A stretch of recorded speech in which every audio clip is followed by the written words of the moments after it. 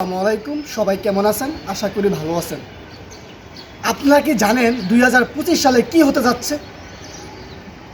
আর এই 2025 সালের অন্যতম একটা নিউজ হচ্ছে, আমরা জানি যে 2025 সালের নবম এবং দশম শ্রেণীর বইয়ের মধ্যে বাংলার দ্বিতীয় পত্রতে আদিবাসী শব্দ ব্যবহার করা হয়েছে।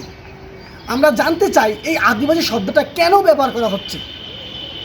আপনারা কি জানেন এই আদিবাসী শব্দ ব্যবহার করে তরুণ প্রজন্মের কাছে আস্তে আস্তে তারা ছড়িয়ে দিচ্ছে যে বাংলাদেশে একটা আদিবাসী আছে। আসলে বাংলাদেশের সংবিধান অনুযায়ী বাংলাদেশে কোনো আদিবাসী নেই, কিন্তু বর্তমান সরকার এবং যারা বর্তমানে দায়িত্ব আছেন, আমি তীব্র নিন্দা জানাই তারা কেন এই আদিবাসী শব্দটা ব্যবহার করেছে। আর এই আদিবাসী শব্দটা ব্যবহার করার আমি মনে করি যারা সেকুলারপন্থী এবং শাহবাগী তাদের এই মূল লক্ষ্য উদ্দেশ্য এই পার্বত্য অঞ্চলে আদিবাসী নামক একটা জাতি ছড়িয়ে দিয়ে পার্বত্য অঞ্চলে যারা বাঙালিরা বসবাস করে তাদেরকে বঞ্চিত করার জন্য। আমি আগেও বলেছি, এখনও বলি, আমরা পার্বত্য অঞ্চলের বাঙালিরা যদি এই বিষয়গুলো অবগত না হই, সজাগ না হই, রাজপথে না নামি, তাহলে আস্তে আস্তে এই তরুণ প্রজন্মের কাছে এই আদিবাসী শব্দ ছড়িয়ে দিবে। প্রিয় ভাইয়েরা, আপনারা সজাগ হন, এখনও আমাদের সময় আছে, আমাদের জেগে উঠতে হবে। প্রত্যেকটি শব্দে প্রত্যেকটি জায়গায় আমাদেরকে আন্দোলন করতে হবে। আমরা জানি বাঙালি জাতি আন্দোলনের জাতি, সেই আন্দোলনের ফল আমরা দেশ এবং জাতি পেয়ে থাকি।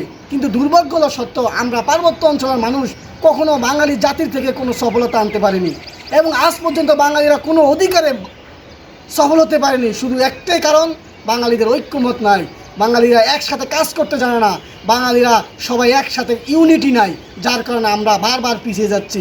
আজকে দেখেন এই যে আদিবাসী শব্দটা ব্যবহার করা হয়েছে, এই ক্ষুদ্র একটা শব্দের জন্য বাঙালিরা কত সমস্যার সম্মুখীন হতে পারে তা আপনাদের ন্যূনতম ধারণা নাই।